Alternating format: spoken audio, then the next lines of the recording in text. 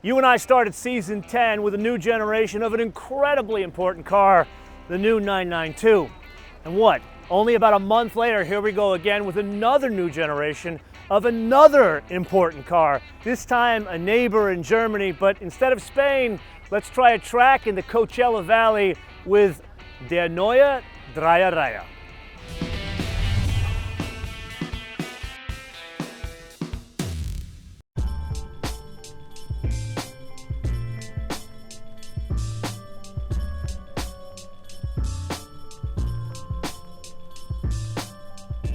Point of reference, it's about mid-February 2019, and currently there are only two engines on offer in the 3 Series, at least in North America. The first is the B46 4-cylinder, 2-liter direct injected turbocharged gasoline engine.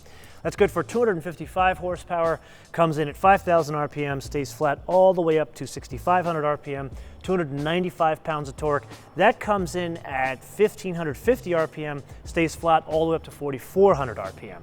Then there is the B58. Now we've talked about the B58 inline 6, a 3-liter in the Supra episode, but on the BMW side of things, there are two versions of it. The one in the M340 that we're gonna drive, that is the hotter of the two ones. So it's 382 horsepower, comes in at 5,000 RPM, stays flat all the way up to 6,500 RPM, and 369 pounds of torque. I just kind of laugh at that out of an inline 6.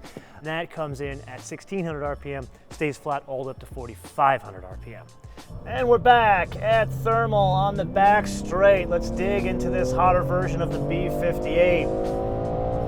This does have some power in this 3 Series. Works quite well. Pay no attention to my camera noise with the air rushing over there. That's 125 miles an hour. I'd like to point out that is the same as we hit in the 4.4 twin turbo V8 and the M850, same track. Anyway, let's get to the more technical parts.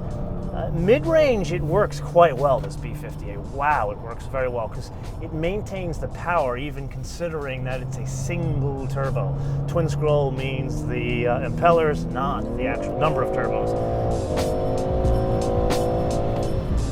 Yes, you and I are ripping around a track on a cloudy but dry day, yet we're doing it in a sports sedan, a small one at that, so it's important to understand dimensions and weights. So 185.7-inch length, 112.2-inch wheelbase. Then there's some lightweighting going on, like for example, the crankcase and the cylinder head aluminum. The body in white is lower by 44 pounds. The overall weight of the vehicle is down by 121 pounds. Then the coefficient of drag is 0.26.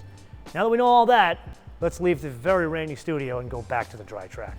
Now, this is the regular sport mode, and there is significant composure over this car. After all, Freude am Fahren, ultimate driving machine, whatever you want to call it. Especially when you come to a place like this, brake, brake, brake, brake, brake, and there's two turns right on top of each other, and this is where you understand the development that went in here. I'm actually trying to disturb the plane of motion here, and it does not have a significant amount of pitch, squat, dive, roll, even as I'm doing the wrong thing on this track here. Let's dig a bit harder, coming around to the back straight. This is a nice hairpin turn. Let's take it nice and wide. Oh yeah. Controlled lean over there, man. That's what makes a BMW a BMW. A bit behind the scenes, this is the car I drove out to Thermal in. As you can tell, it is filthy dirty because of the ridiculous amounts of rain we have had here in the California Republic. The time we were out there, they predicted an inch of rainfall, but it turned out to be 3 inches of rainfall. As a basis of comparison, that is a quarter of the annual rainfall in that region of the world. Well, that is a huge segue to talk about all-wheel drive. The 340 can be had either 2-wheel drive or all-wheel drive. Actually, the US market is the only one that has that choice. Everything else is all-wheel drive. Well, the system is different than in this X4 M40i in that it sends 100% of the torque to the rear wheels, at least in drive pavement, until it reaches what it's called torque capacity, and then it sends power to the front wheels. So the idea is you have sort of a rear-wheel drive car even though it's all-wheel drive. Now, all bets are off if you are dealing with biblical amounts of rain in a desert.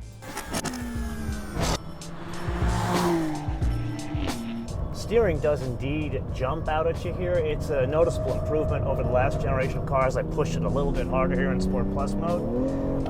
Yes, more direct, more composure, but I would argue there's more feeling in the steering of this car than there was the last generation. I felt BMW, there's no nice way to say it, it's kind of, they phoned it in the last generation, at least on the steering. In this case, we're back to this, the car's talking to you again. Wow, it's fun to drive. It puts a smile on your face.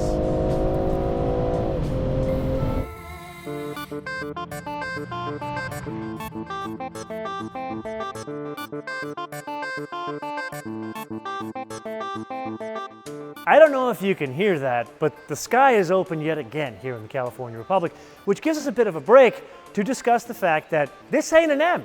Even though it says M on the back, it ain't. Now, why does BMW feel inclined to falsely advertise? Well, did some reflection upon this, and it's not entirely false advertising because there are changes besides that engine we talked about. Like, for example, electronic limited slip differential. Then the dampers changed. They're both adjustable and different than in the 330. Then the kinematics and elastometrics, that's a fancy way of saying the bushings are different. And then there's the M Sport brakes, and really what that means is in the front 13.7 inch diameter rotors, in the back 13.6 inch diameter rotors.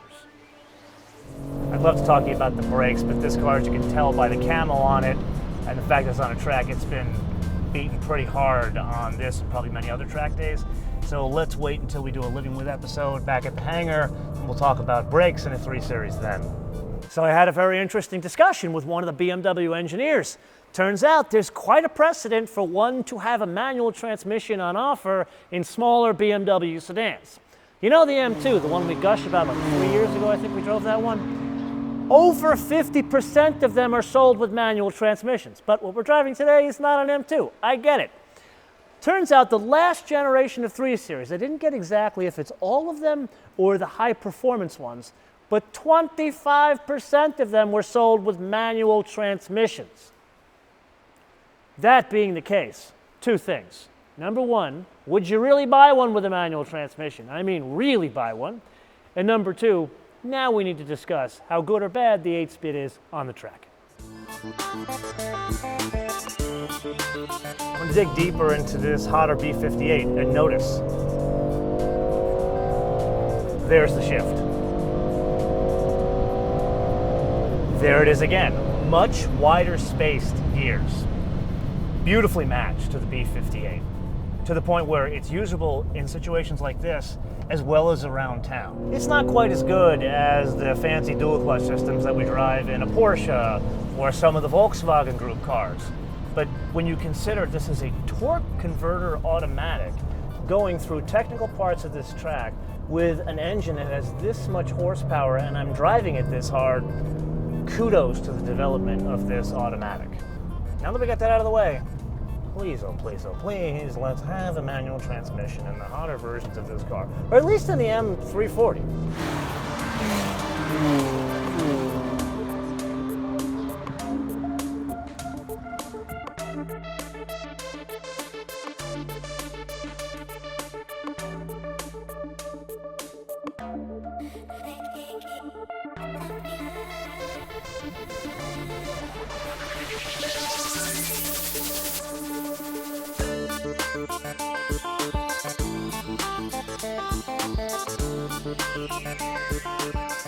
Admittedly, not a huge amount of time with a new generation of an incredibly important car, but the perfect place for an introduction to a new generation of an incredibly important car.